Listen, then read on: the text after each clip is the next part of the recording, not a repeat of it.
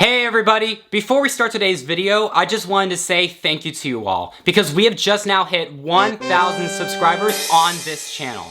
That is a big deal, and is going to eventually lead to the next chapter in this channel. Thank you to everyone for tuning into the videos on this channel. Now enjoy this video.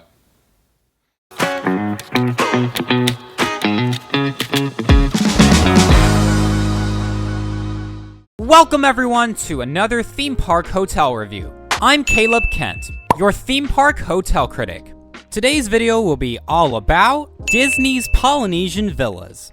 I recently got to stay at this property in the very beginning of October, and here are my thoughts.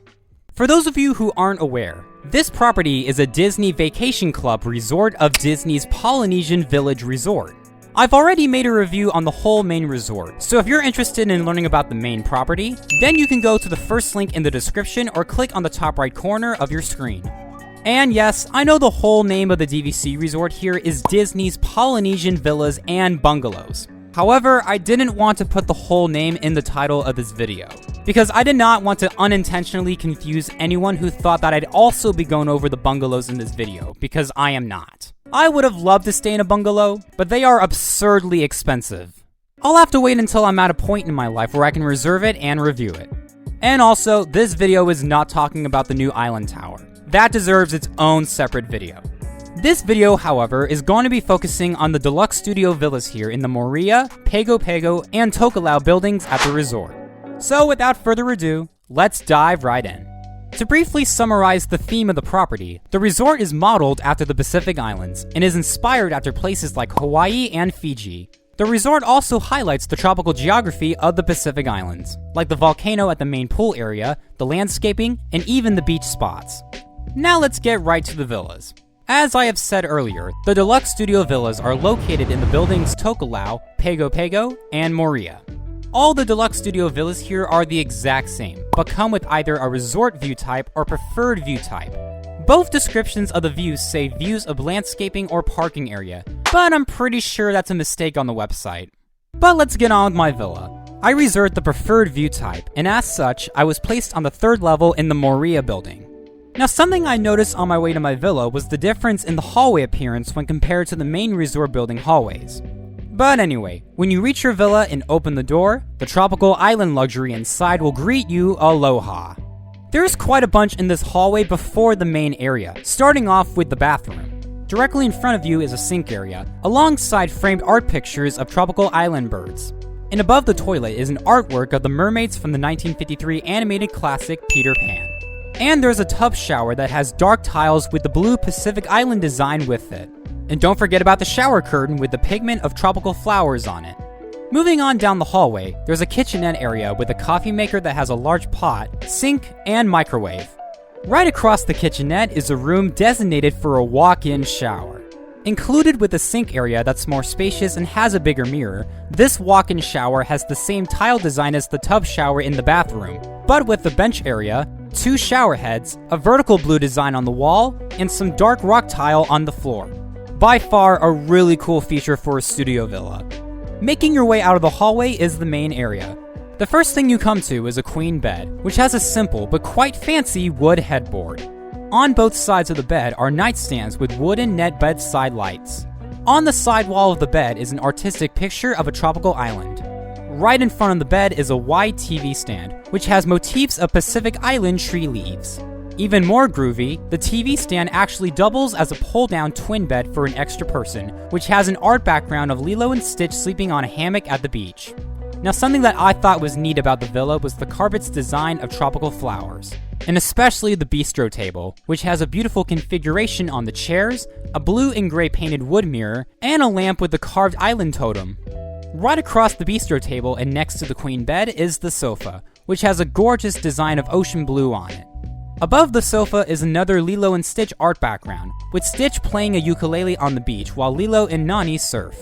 And of course, it wouldn't be a DVC resort if the sofa didn't convert down into a double bed, which it in fact does, and in turn accommodates 2 extra people. Above the pull-down bed is more artwork of tropical flowers, and in case the artwork of the flowers in the villa wasn't enough, it even extends over to the window curtains. This villa is pretty sweet and has that Polynesian feel to it, And as you have seen, the villas have subtle nods to the 2002 animated film Lilo and Stitch, in contrast to the guest rooms at the main resort, which have a more obvious theme to the 2016 animated film Moana. Lastly, the villa had a balcony to step outside onto.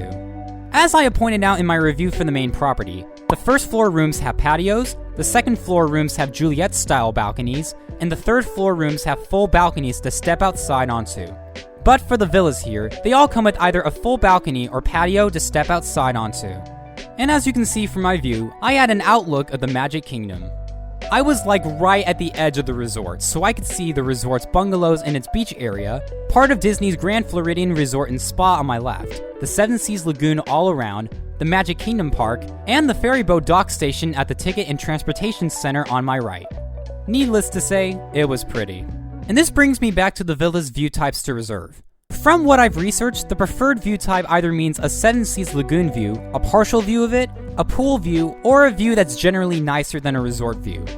Either way, Disney, I think you should fix this, because these view types are not the same, especially with the price difference between these two. But no, really, this was a sick view.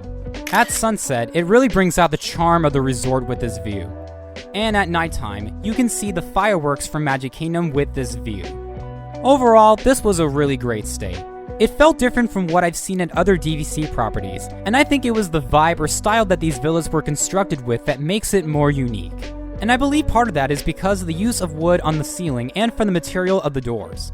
It's the more subtle details that can make all the difference, even if it's very small. I really enjoyed this villa, and you will be happy to return back to it from the theme parks.